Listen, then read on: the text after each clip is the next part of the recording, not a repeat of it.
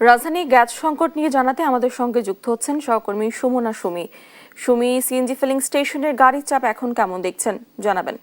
জানা মগবাজারের একটি ফিলিং স্টেশনে এই মুহূর্তে আমি দাঁড়িয়ে আছি।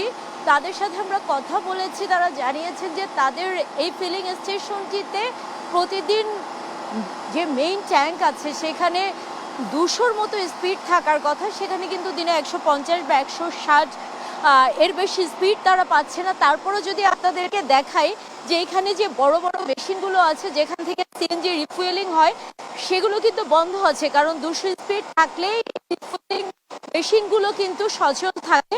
সেখানে এখন যদি বলি এই পাম্পটিতে সাধারণত বেশ যানবাহনের চাপ কিন্তু থাকেই সচরাচর, কিন্তু তারা বলছে যে এখন একটু চাপ কমেছে।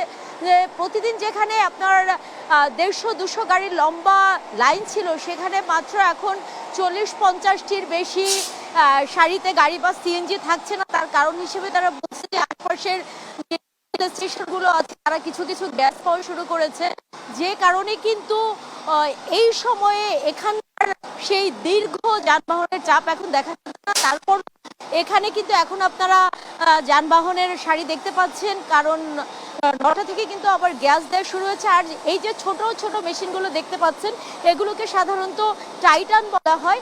এই টাইটানে কিন্তু এখন আগের মতো প্রেসার নেই। তারা বলছে সাধারণত আরএমএস এর 16 থাকার কথা যেখানে, সেখানে 6-7 থাকছে।